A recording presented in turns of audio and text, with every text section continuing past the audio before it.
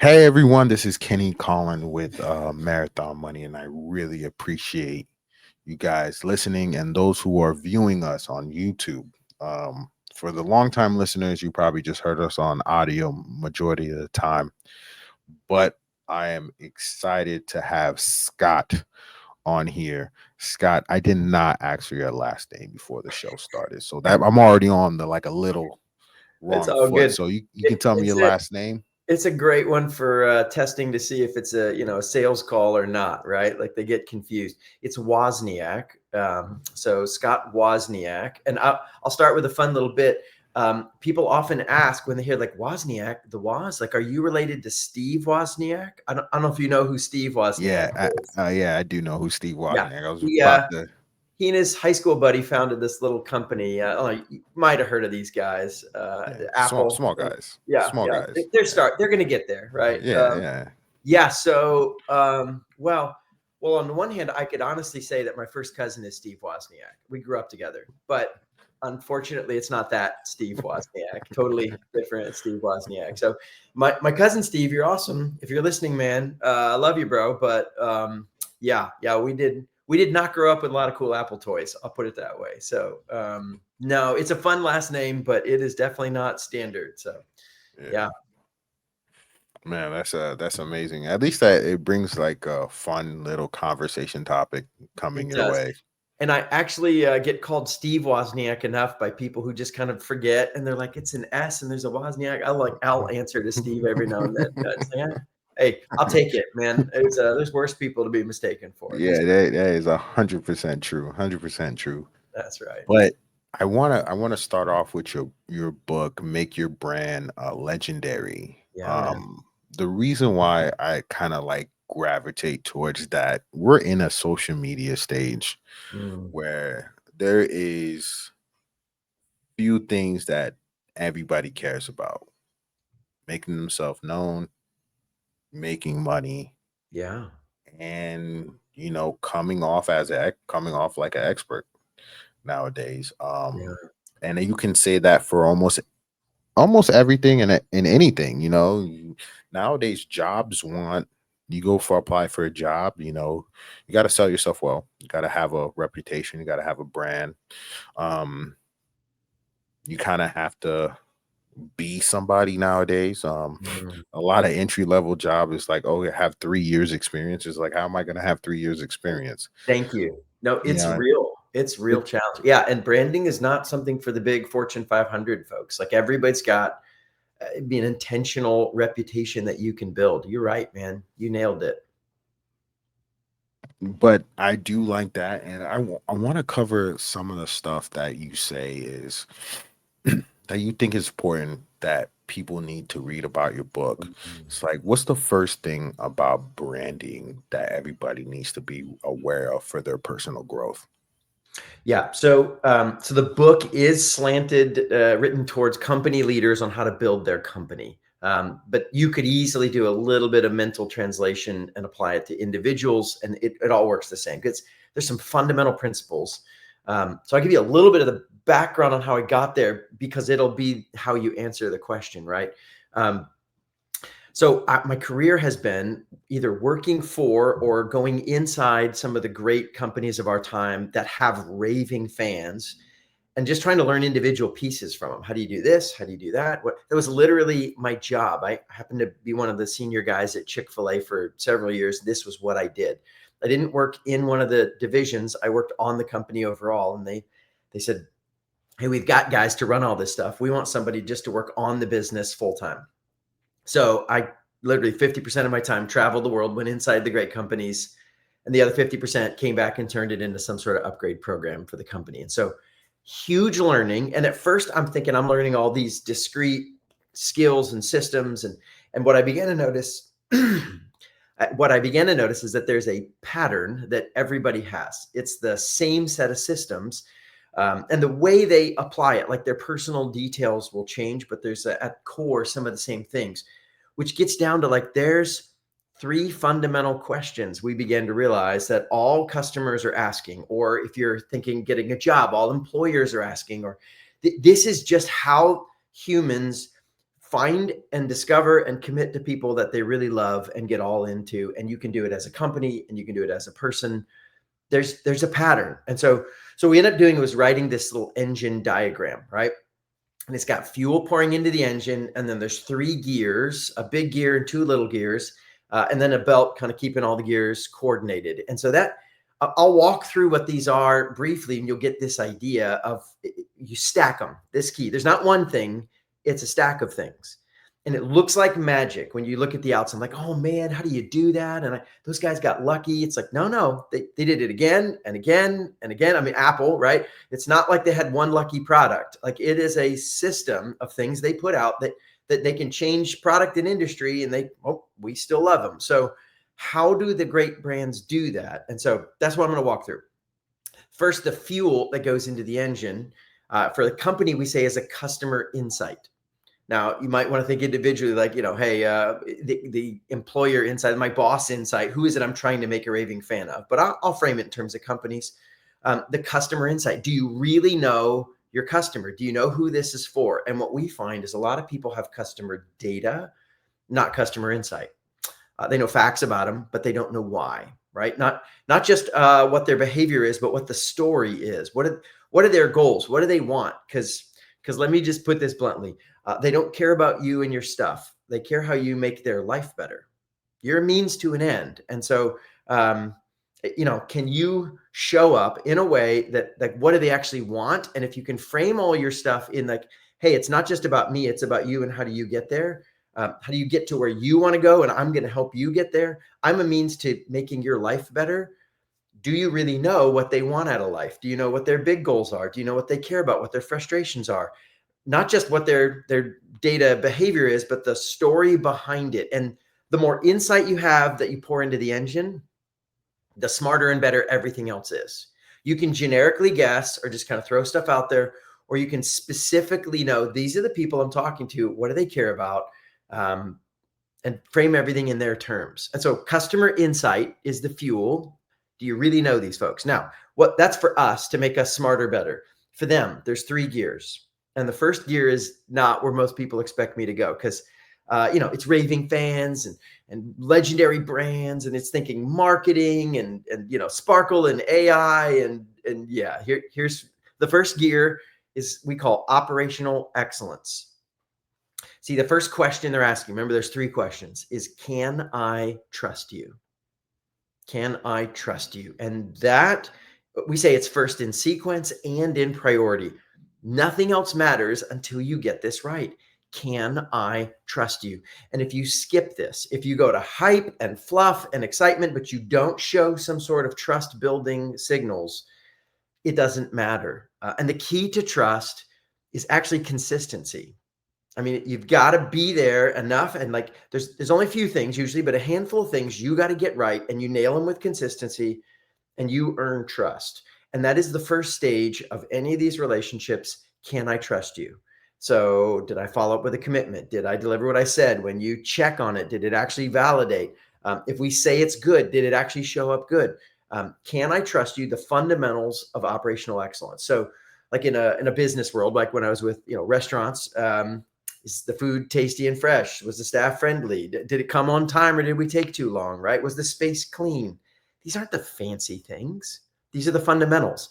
Like when we work in construction or manufacturing, right? Is job site safety, and did we stay on budget, and were we clear communicating on the project plan? If you're talking in financial analysis, right? Hey, how transparent were we with the process? Can you see the number? Did I give you all the options? Was I timely with my communication? It's not the complicated stuff first. First is, can I trust you? So there's systems and tools on how do we build that kind of trust. So let's say we get that right. Then the next step is what we call personalized service. And the question they're asking is, do you care about me? Now, at first, right, do I trust you, right? But if they trust you, they start liking you. And then if they like you, they want you to like them back. They're looking for something that says, do you see me? Do you notice me? Am I a person here? Or is this just another generic transaction? And so really what we're getting into, these small little touches, it's a little gear, right? There was one big gear, that's operational excellence. That's a lot of work, just getting fundamentals excellent. Then we say once or twice a year, do one or two things just to say, I see you, I like you. And that can be high touch kind of interpersonal stuff, like sending them a handwritten note or using their name, or just kind of make it, send them a gift. There's all sorts of fun little ways to just kind of let them say, hi, I see you. But it can be high tech. I mean, CRM systems are phenomenal for following up and being proactive and reaching out to people. AI can really personalize a lot of communication. Google News Alerts is a fun way, if you're business to business, to keep track of your clients in the news. And then you say, hey, I saw you in the news. How's it going? Just little touches that say, hey, I see you. I like you. I notice you. It's not a generic thing. It's not a sales thing. It's just a small touch to say, hey, hope you're doing well. How's it going? These little things make a huge difference. So we got to know them. We built trust. We make them feel cared for. And then, man, this last year, this little guy is what tips him over the edge and makes him raving fans. It's called creating a memorable moment. And there's this moment where something pops. If you want people to talk about you, you got to give them something to talk about. See, people don't tell facts. They don't tell feelings. They tell stories. So if you want them to tell a story and talk about you and buzz, be a raving fan, right? Loving fans love you, but raving fans tell others to love you. That's the ultimate goal. So you got to create something that sticks out. We call that a memorable moment. But this is the key. And this is the mistake I made in the early days. We tried to make memorable moments that showed off how awesome I was so that others would get excited about me and talk about me. Kenny, right? That makes sense, right? Yeah. Okay, I'm going to use Star Wars as my metaphor, right? I want to be a Jedi, right? So I keep wanting to play the role of Luke Skywalker. I'm the hero of the story. And then they come to the story and they're like, check the guy out. He's a Jedi. It doesn't work, man. I've tried it. And here's what happens. Even if they believe I'm a Jedi, they don't want to tell my story. They want to tell their story. So what we do is we set up a moment to celebrate our customer, not ourselves. Our customer gets to be Luke Skywalker or Rey, right? Hang on, not old Luke, right? Not depressed dad Luke. Rey, right? So they get to be Rey. They get to be the hero that saves the day. So, but we want to be in the story, right? We do have some role to play. So who are we if we don't get to play Luke or Rey? We are Yoda. We're the wise mentor, the guide that helps them realize they really are awesome. That's the game we play. And we're there to celebrate them and say, hey, we're just glad we can help you get to where you are. Remember customer insight? Do you know what they really want? You celebrate them and say, man, you really are doing once or twice a year. You're doing something right here. And so if you zoom out, right, you think, okay, we're going to do some things to get to know these people, really understand them. Then we're going to build trust in some fundamental ways. We're going to do little touches to do this last thing. And then memorable moments, the question they're asking, the third of the three questions. How do I feel about myself when I'm with you? Not how do I feel about you? How do I feel about myself when I'm with you? And it is a subconscious question. Most times people aren't asking that out loud. But man, that is one of the fundamental variables in how we choose to hang out with and associate with things in our life. The brands. And also how you choose who you buy. Thank you. It's exactly. It's a fundamental principle, man. And so if you spend the time trying to make them think you're awesome, you're missing it. Spend the time trying to make them think they're awesome. And then in the process, they'll be like, I feel awesome around Kenny. Kenny must be awesome. It's this interesting psychology, how that works. And so, yeah, you do that. Dude, they want to talk about you all the time because you become evidence of how awesome they are. Like, oh, man, that guy, he must think I'm awesome. And the way they say it, they rarely put it in those words. But, man, when you do these things, they become raving fans. It's not luck. It's just it's normal. The diagram we call it an engine because it's just a regular systematic thing. Like you do the thing, you get raving fans. It's a normal output. Okay, last piece on this, and then you've gotten the overview here, is that there's a belt running behind it. And we call that a healthy leadership team. Now, this is more for a company than an individual. For an individual, I might say like it's the community, like your inner circle of friends, right? Who do you got closely around you? But they've all got to be pointing in the same direction. Let's put it in company terms. You can't have some of the team doing one type of approach and experience and some of the team doing another one. And then you get like this conflicting message. And when you get multiple types of messaging and experience to your customers, they get confused and believe none of them. For personal, if you're trying to build your own personal life, who you associate with, both communicates who you are, the kind of people you hang with, and encourages you to become more that kind of person. And if you don't know this, like for individuals getting jobs and stuff, this isn't obvious. You don't know. Everybody knows this. Employers, when they get serious about you, they're searching you up on social media.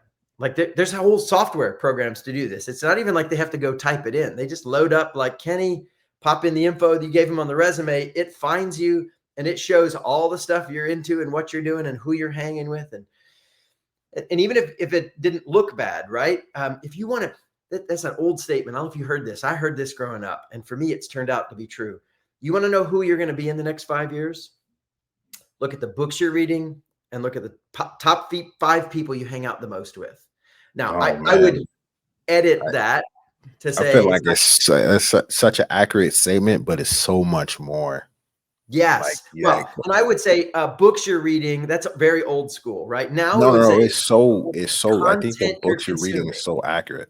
Books, but I would throw podcasts in there, right? Yeah. I mean, this is similar. It's for my brain, the same category of things. Yeah.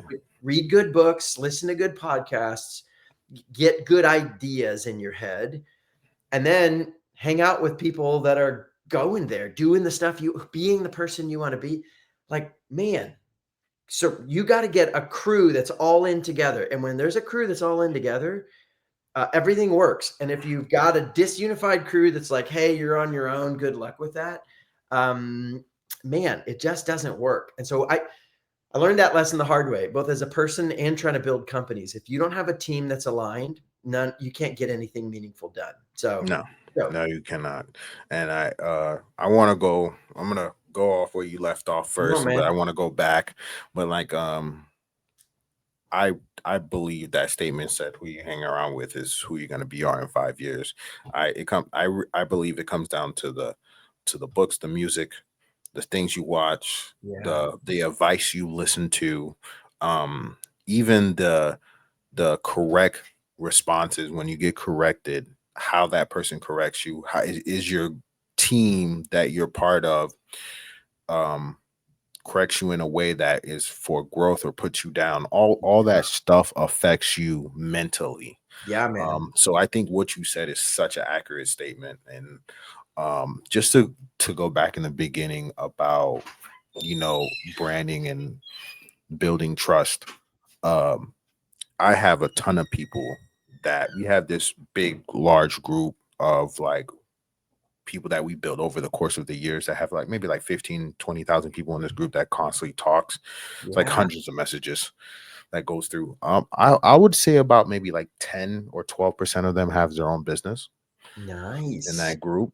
Because mostly people that they when you invest in, when you're listening to Marathon Money, you're either going to be somebody who has their own business, or who has a 6-figure job, or who's doing real estate, who's doing they might be a real estate agent or a young entrepreneur, a college student.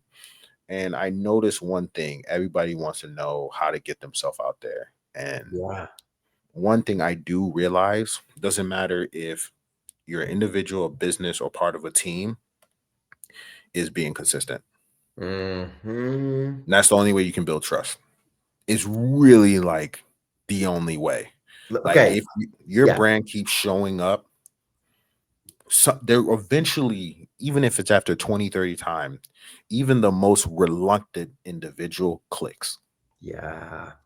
Dude, I've seen this so many times. Let me give you an anti-example to prove the point. I'm gonna pick on McDonald's.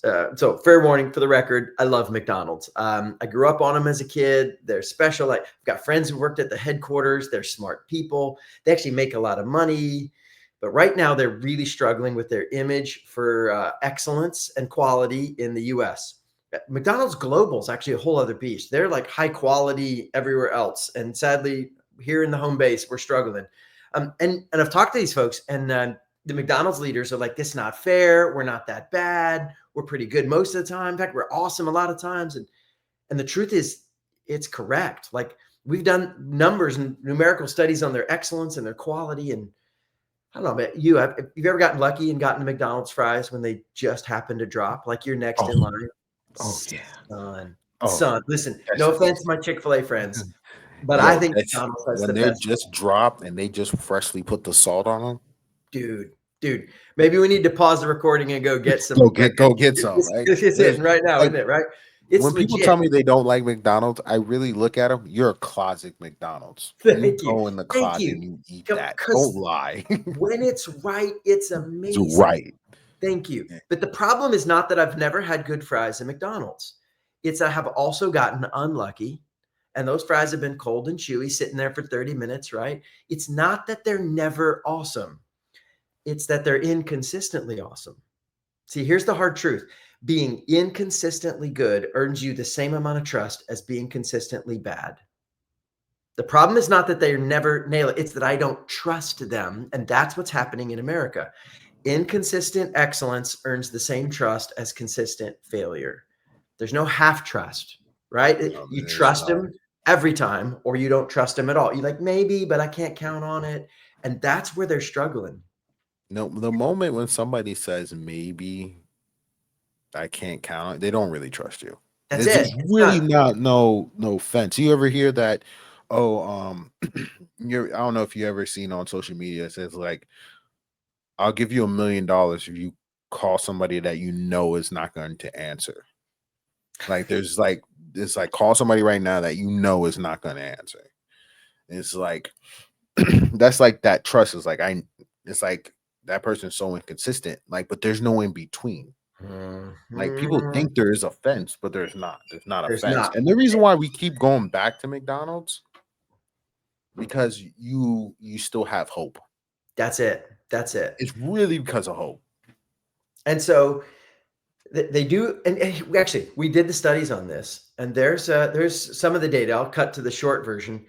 85 to 90% of the time, they get it right.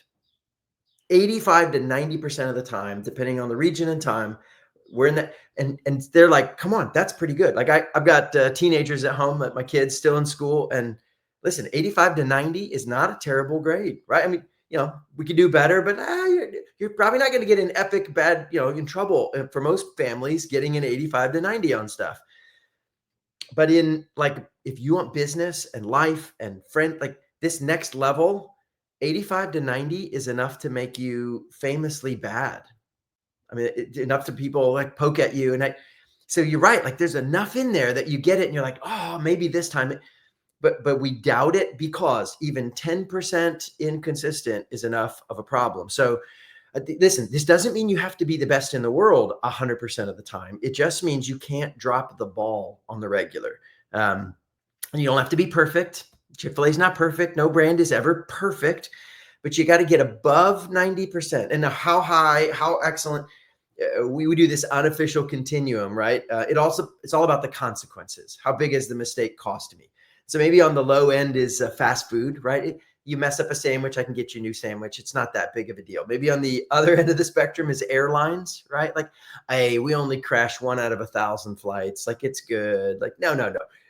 Even like we're delayed or we miss a flight, that could wreck your whole trip, right? And so Yeah, dude. the consequences for airlines are massive. The consequences for fast food, we can figure it. So you probably got to figure out where in the continuum you are, and how big. And the more significant the mistake is, the less you can afford to mess up on it. We hold airlines to a really high bar. High standards. You ever been you're just about to get on board and they make you turn around? Oh man. That Kill me. that right there will ruin somebody's whole trip.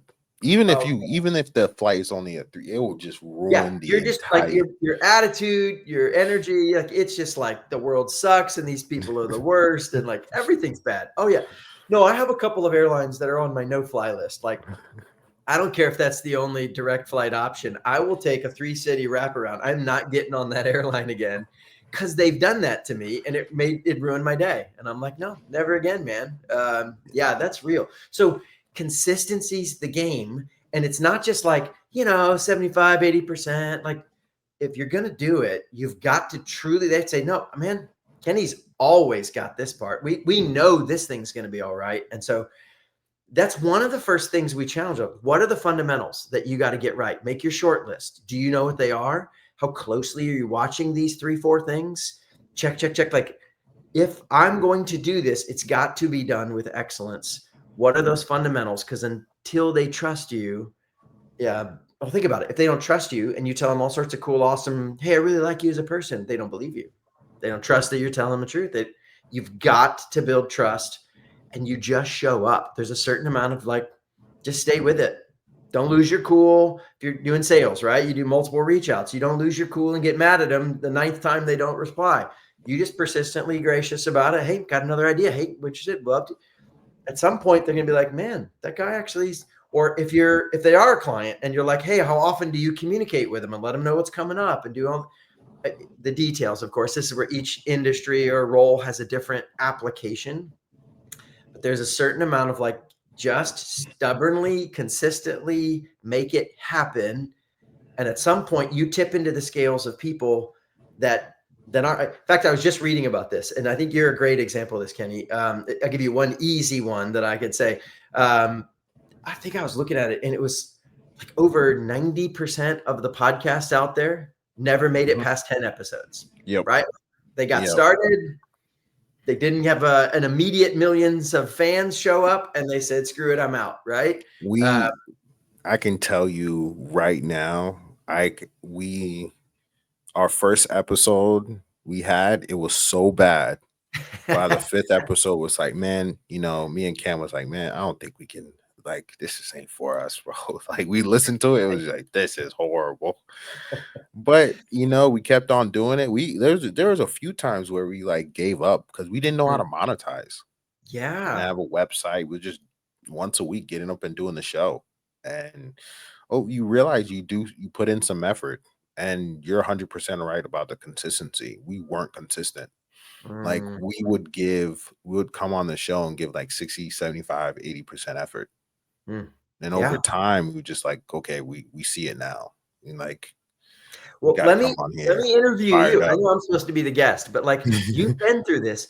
What was it that kept you guys going and learning and trying? Because you guys have crossed to the other stage now where you've got millions of downloads and regular followers and lots of platforms. Like, and part of that is because you just kept working at it, right? It wasn't like magically happened in the first month. So what was in your mindset or mentality? What did you guys do that got you keep going and keep working to get to this stage?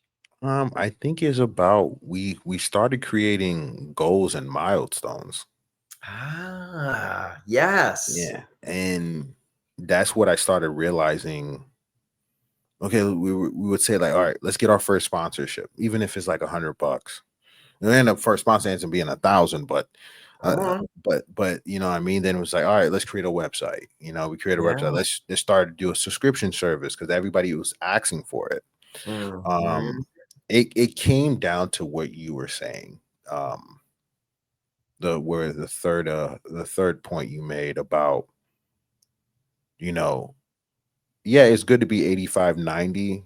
It comes down to, it's like, you got to find a way to get a little bit better. Because if you don't, you just start inching backwards. There's really no staying the same. Yeah. There's actually no like staying the same. It's I equate it to working out. There's no way you're gonna get all these muscles and stay at the same speed and be able to run long distance if you just stop for 2 weeks. You're actually gonna get like worse. There's no such thing as maintaining. Period. Yeah. You're either pushing and getting better or you're not atrophying and getting worse. Yeah. You actually, there's no such thing as staying the same. It's funny. You talked about measure. So one of my passions, and really if the book really digs mostly into this, like the big ideas are the same, but it's the reason it's a full book is there's lots of tactics and tools how you do it. And I think you named one. So I'm going to underline it because it's one of the things I would teach too. If you want to get operational excellence, each one's like, how do you do this thing? One of the keys is putting measures and scores and putting those in front of you. I'll give you a personal example because you're talking about working out. It clicked for me. I grew up as an athlete, did a lot of stuff. My family, very athletic. Grandfather's a coach, dad, brother. One of my brothers went pro, soccer player in Europe. And so very athletic family and lifestyle. And then in college, I was like, yeah, that's not for me. I'm out.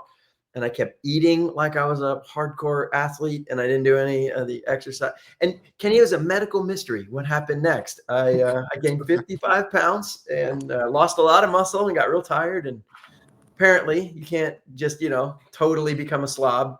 So that being said, I was trying to get back into shape and figure this out and lose weight. And I was doing what I think a lot of people do is kind of like I'd go on a diet and then I'd get it right back. And I'd go on, and it was like, how do I keep it off? And I read a book about this. Speaking of, hey, how do you get better? Read good books, right?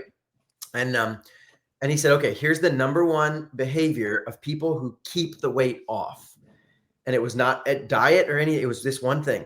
You get on a scale every morning or any time and once a day. For me, it's the morning when I wake up. Yeah. I get on a scale right away before I've eaten anything or done anything else. Like, hey, I'm going to go to scale. Okay. I go to the bathroom because I'll take every ounce I can get off, right? Go to the bathroom, get on the scale. And then it's like, he's like, listen, every day, the day after Thanksgiving. Yeah. Which is, by the way, the worst day to get on a scale. Cause you're like, oh yeah, that's what I did yesterday. To the gym. Exactly. And this is the key. Even when I'm sick and I know I'm not going to work out that day or whatever, like you just get on the scale, because if you can put a measure and stuff in front of you, the reminders of numbers, they just kind of remind you, oh yeah, this is what I'm doing. And I think that's some of what you're talking about when you set goals and milestones and like you put a target in front of you and then you just track, how am I doing? And it unlocks something in our brain. Humans love keeping score. And it really takes us to another level of consistency when we have a score to track versus like, I don't know, I don't feel good about my weight. My pants aren't too tight today, sort of. When it's vague, it's hard to stay consistent. It is. And I remember when I was playing college sports, one of the major thing was consistent besides working out and being practice is stepping on a weight scale. Yeah, there it is, man. It was, if you were overweight, they made sure at 7 a.m. you stepped on that weight scale. Like you did not miss a day of stepping on that weight scale. And it is true, is the number one and only thing that keeps people from gaining weight is by stepping on the scale.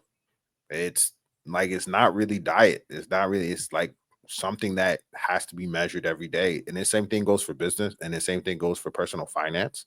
Yes. And the same thing goes for anything else, like friend checkups.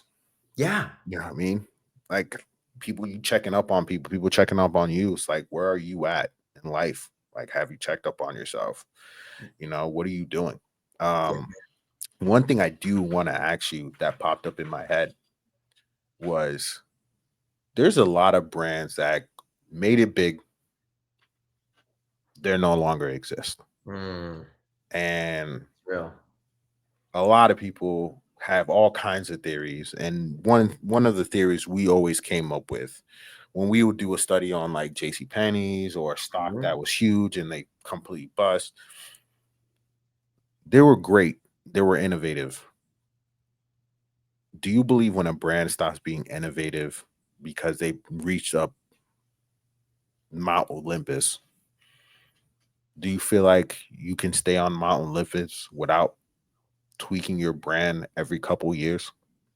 Because doesn't people get tired of hearing from you about the same thing? You have to come up with a new slogan, a new color. Yeah, no, I think you're spot on. And I'll add a layer of why I think that's true. So one of the things because we studied a lot of this too. I mean, a lot of the companies that have hired me, literally, I've worked with startups. How do we get off the ground and do this awesome stuff? And I've worked with a bunch of, multinational, multi-billion-dollar big boys, saying, how do we not crash and burn? What does that look like? Right. And two things I saw was, one is, So why do they stop being innovative when they were? That's the question, right? Like what happens? We were growing and learning and pushing and we stopped. And I think some of what happened was they hit a level of success where they started looking at themselves and being like, I mean, we're kind of awesome, right? We've got this figured out. They start believing their own press releases, right? Like, check us out. We're the best thing ever. Start believing your own hype. Yes. Once you start believing your own hype, it's over. it's done. Well, because then you stop learning. And this is what you were just talking about before, right? You're either getting better or you're atrophying. And they're like, I got nothing more to learn. Like we set the bar. And there was a thing, he just retired, but the president of Chick-fil-A, one of my heroes, Tim Tassopoulos, he said this really powerful quote. I never forget it.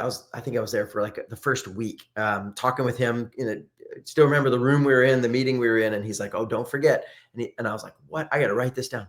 He said, "Okay, we're interested in excellence, not success." He says, "So success versus excellence." Because I was like, "What is that?"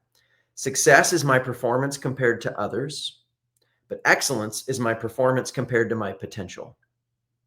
So yeah, profound, right? That's why you see, I'm like, hey, hold on. Let me say that again, Tim. It's my performance compared to others. That's success. Hey, I'm beating everybody else. JC Penney's, we're at the top, right? Baby, we've made it. I'm one. And They're like everywhere. they've won. And at that point, when you're doing better than everyone else, there's nothing else driving you. If all you're after is looking good. But excellence says, listen, maybe others are doing awesome. Maybe they're doing awful. That's irrelevant. Am I reaching my potential? And what it turns out is, dude, there's almost never a limit to your own potential. Because once you get better, your options improve and then you have more options. And once you do those, you have more options. It's like, oh, well, now that let's talk to the business folks and they're listening, right? This is you.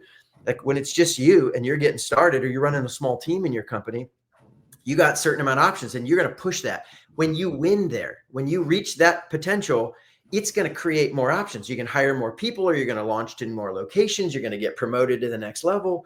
Now you got more options and then you can go to the next level and now you got more options. And so like this is one of the things we found that's the difference is, are you competitor focused or are you customer focused?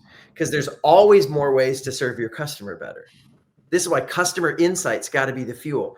And I think what happens for a lot of these big brands that crash, Blockbuster, others, it's like, well, we become the point. It's not our customer anymore. We're not trying to figure out how do we serve them better. We're focused on ourselves and are we beating our competitors? And it becomes this very insular kind of, self-centered focused thing. And it's like, dude, if it's not about me, how do I serve them? And how do I reach my potential? Then there's no limit to how far you can keep pushing and you grow. But man, I'll just say it's not natural. Maybe it's just me, right? That temptation is always there to think about success and looking good. And humans are massively status motivated.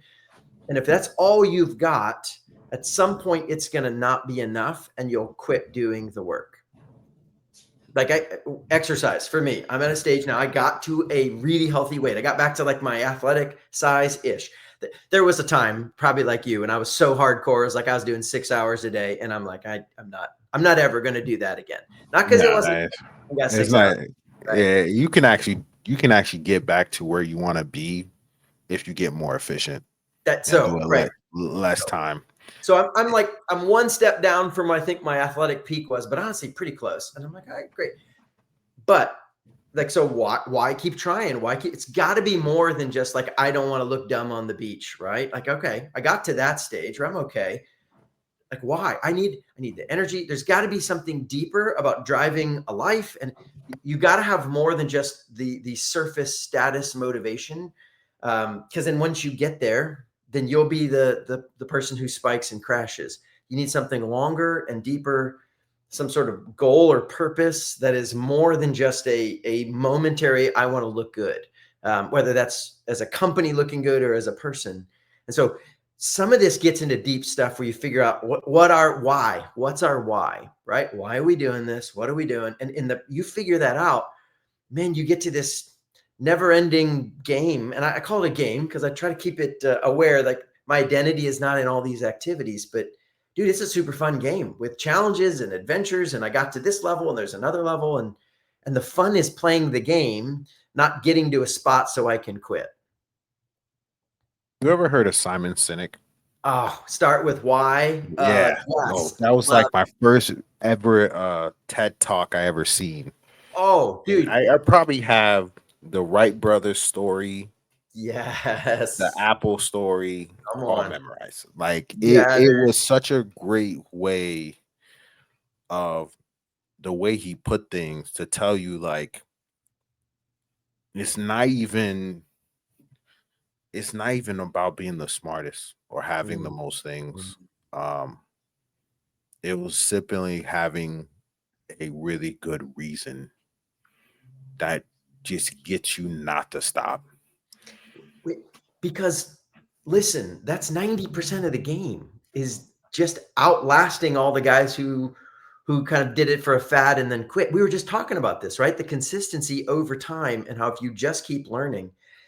My number one metric to figure out how are we, is this going to succeed or not? As a person, when I'm hiring people, when I'm starting a project, when I do a lot of company evaluations and assessments, we'll come assess their engine and say, how you doing? And here's what you need to upgrade. And there's one trait that's the single most strong predictor of whether you're going to win or not. And it's your rate of learning. If you are a learner who is willing to lean in, engage, and improve, you might be in a rough spot now. But if you're like, well, we're good learners, you'll win. I mean, think about it, right? By definition, if you're good at learning and improving, you can figure everything else out. And if you're not, well, it doesn't matter how good you are, you're going to get stuck. And at some point, the world's going to keep growing and you're not. And you might be sitting on the top now if you're not a learner. The game is won or lost by are you willing to keep growing and learning? And if you figure that out, you learn how to learn, you win everything else. If you learn how to learn, you win everything else.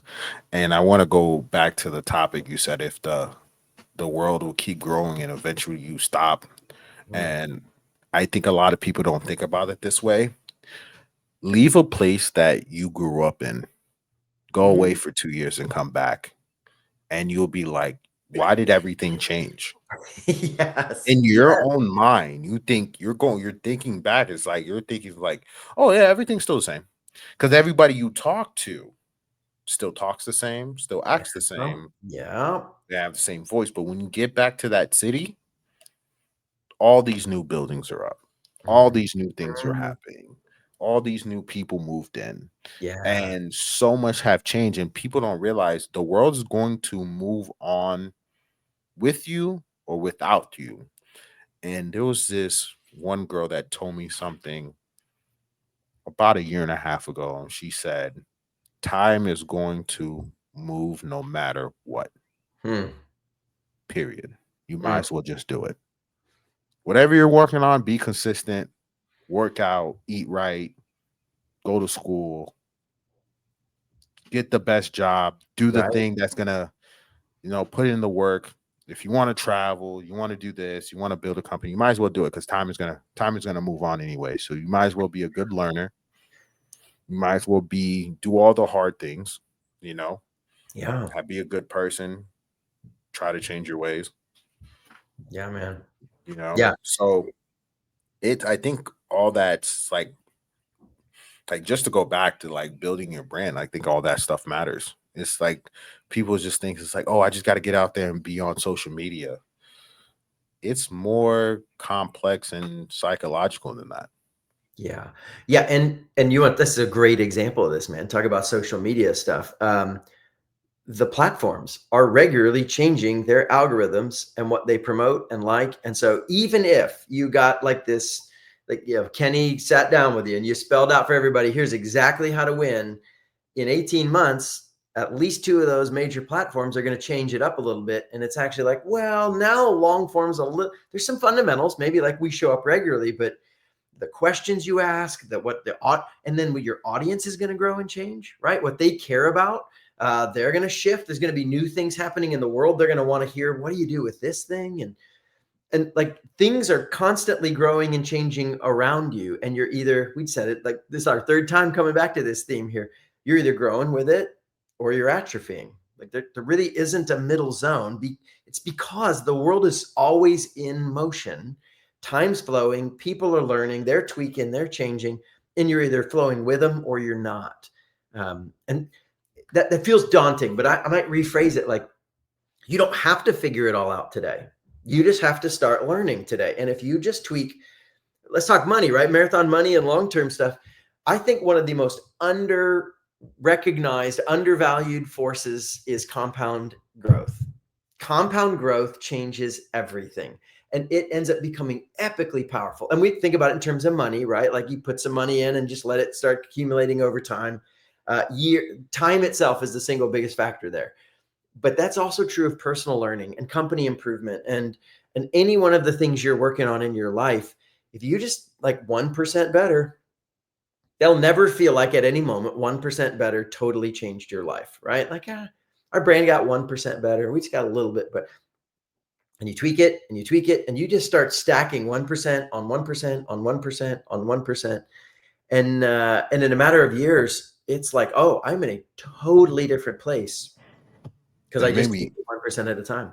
And maybe while you're doing that one, while you were saying that 1%, it made me think of this quote I heard from like Bill Gates. Most people overestimate what they can achieve in 1 year and underestimate what they can achieve in 10 years. Yes, that's so spot on. Because we think I'm going to do this, launch this new product, and overnight it's going to be awesome, and that's usually not the case. But if It's you never, stay never the with it, case. tick, tick, tick, tick, tick, and by the end you're like, holy cow, we're doing twice what I thought we could do, because the power of compound growth. If you're a learner and you just keep learning, those little bits stack. Maybe there's only 1% of this podcast that was the idea you needed today. And that 1% is going to be what puts your life in a slightly different path. And just you keep tick, tick, ticking. And that 1%, you've turned 90 degrees other direction. And now you're going a whole other level with your life. And there was never one hard moment. That it's a stack of things that work. And so, man, you can build a great brand. It may take some time to build trust. It may take some time to make them feel like they actually notice you. It may take even more time for them to feel like they feel awesome about themselves because they're with you. But by the time you get there, this is where like, I don't know, it's magic. And how do you do it? And you're like, it was just a stack of simple things that I didn't quit doing. And Yeah, you end up with raving fans. It's just how it works, man. yeah, definitely. I do got one more question. Where Come did on, you start seeing the turning point for your career? man. Yeah. So honestly, it starts not where probably you'd expect. I've had some marvelous mentors, some phenomenal people that spoke in. Even how I got to Chick-fil-A. I went to high school with the family that owns Chick-fil-A. So I've known them for 30 some years. Great people, and they invited me in to come help. But that's not where any of this started for me. I in high school, I was like, hey, the Chick-fil-A guys, I was like, hey, good luck with your little mall restaurant company. Hope you make it. They're going to make it. I was not thinking strategically about any of that stuff. And I went off and I tried to have a career. And what happened was I started working for some really nice guys who were really bad leaders. I got some really bad bosses. And I don't just mean it was a little annoying. Like some of those organizations crashed and burned. They ran the thing into the ground. And now I had some good bosses in the early days, but I zigzagged between awesome, terrible, awesome, terrible. And I was like, what is going on with these bad guys? And especially the ones that were, again, nice guys. They meant well, but they had no idea how to run an organization. No one had ever taught them. They just kind of had got technical expertise and then took over because they were the technical leader, right? They were good at this thing. And the nightmare of that, the frustration, the pain, like what is going on? It was out of that I started paying attention to like, wait a minute. And if I can be real transparent, some of their mistakes were some of my mistakes. Like I might have been one of those really bad leaders who was a nice guy. I meant well, but I had no idea what I was doing. I had no leadership training. And in the process of trying to figure all this stuff out is really where my mind unlocked like, oh, you don't have to just kind of try hard and hope it works. Like there are skills here. It's the first time I learned about leadership coaching, and I got myself a leadership coach. Hey, somebody should help me and be my own executive coach. I started going to conferences. This is the first time I really started getting serious about book reading. This is when I discovered podcasts.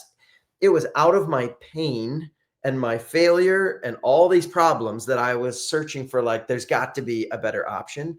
And I really think that's what happened. Now, I've thankfully had a lot of time with some wonderful leaders and great life, and I'm not in that specific moment, but man, I think it's a lot of times out of our failures and our pains and our frustrations, out of the walls we hit, the ceilings that hold us down, that usually can be initially discouraging, but man, in there are some of the most significant seeds for new insights, for motivation. I mean, a big part of what I do, why I do what I do now, is because I don't want anyone else have to go through that. I'm trying to like help guys who are stuck in the same spot I used to be in, because I was like, who's going to help me? Who's going to help me figure this out? And now I'm one of the guys that helps people figure this stuff out when they get stuck. So yeah, no, I do have some wonderful mentors, but those all came after it was crash and burn and the organization's like collapsing around me and the leaders are handling it terribly, blaming everyone else. And I'm like, what? How do you get out of this mess? So, hey, maybe if you're in a mess right now, you're the listener and like things are burning, your boss is blowing it. These are some really good lesson moments. I mean, it sucks. I'm not saying like pick this for the fun of it, but don't, the way I say it to myself, don't waste a drop of pain. Like the pain's there. If you got to have the pain, turn as much of that into change and learning. Don't just like blow it off, because then you're going to have to go through that experience again. Figure out what you need to do differently every time you hit another wall. And I've hit multiple because I've got a lot of things to change and learn about my life. But man, it started there, man. Kenny, it was not glory and beauty. It was like embarrassing failure. And out of that came a wake-up call that maybe I don't have to do this again. One last one last thing I thought of is going back to the pandemic. Mm. And I noticed about these brands where they were not popular, but they were consistent. And then when the pandemic hit, they became popular.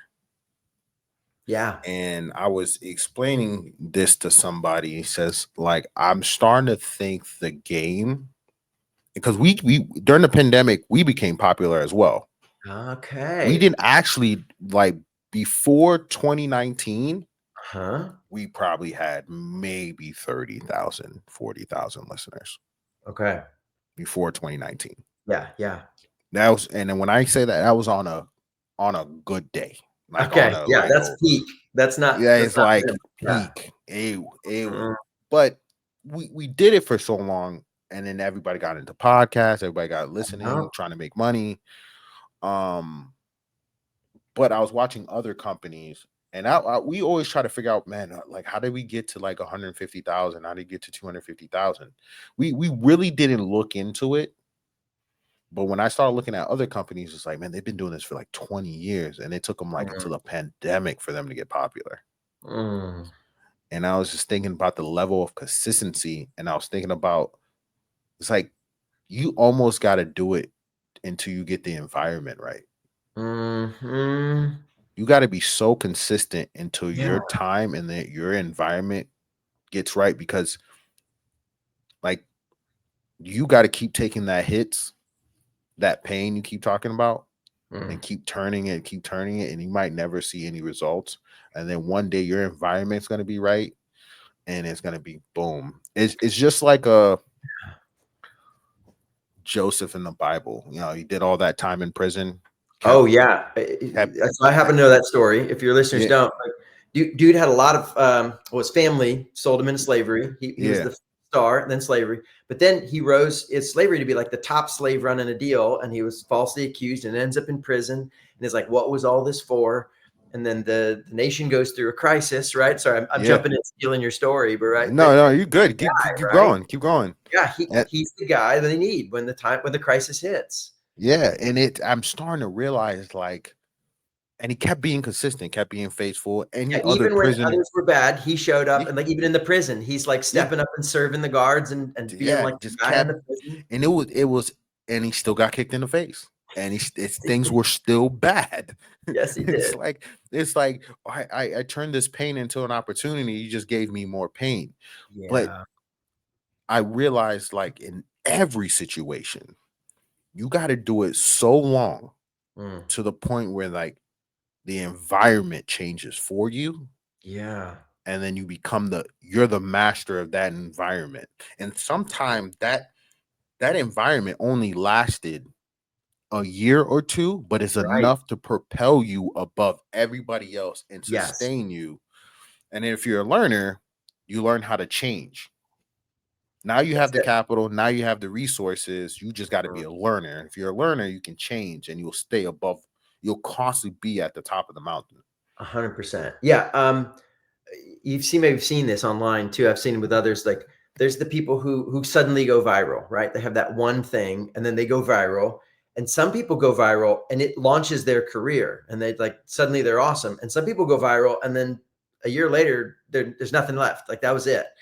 And the difference is some of those people have been doing it and doing it and doing it. And man, those guys who've been like putting in the work and building the backlog and putting all that stuff together, they go viral, they're ready for it. And then I've seen other people, they weren't doing the work consistently. They just got lucky. They go viral and it goes nowhere. They got their 15 minutes of fame, right? And then they're done. And the quote unquote overnight successes are people who've actually been grinding, learning, growing, building the bench and the skills, and then they go viral and they're ready to run with it. And I think that's the modern, less dramatic example of Y- what Joseph went through, right? Like Yeah. he's picking up all this character and relationship and skills and management and so when the opportunity came, he ran with it for the rest of his life. He became, ended up being Yeah. the It second in was like, command of the largest empire in the world, right? Like, yeah, dude rocked it. correct. But Correct. Yeah. And then it's like, and it's like you're used to it. It's like, nah, yes, man, I've been here. I've done this. yes, This ain't no pressure. Like, this is a everyday thing for me.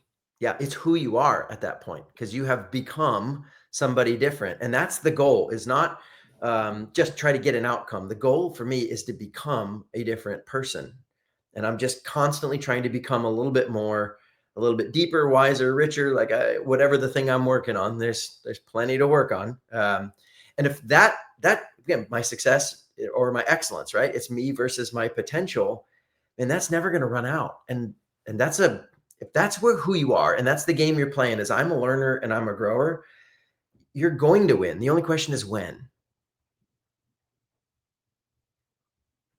Uh, it's funny because there's like your goal is to change and be better. There's actually a quote by Jay-Z that's always like stuck in my head. Everybody looks at you strange and say you changed, like you worked that hard to stay the same. Mm. Mm. You know what I mean? Yes. It's like, Yes. and it's crazy because people look at you, it's like, oh man, you're different now. You're like not even the same person I grew up with. It's like we always talked about success. There's no way we can stay the same if we're going to be successful. That's the There's game, man. absolutely no way. You That's it. have to change. Yeah. And maybe I'll land it with this. You're gonna change. As we've been saying, there's no actually staying the same. You're either gonna grow and get better, or you're gonna atrophy and kind of get shallower and weaker. Which one do you want? Yep. There's no staying the same. Yeah. Oh man. Hey Scott Wozniak, I really appreciate it.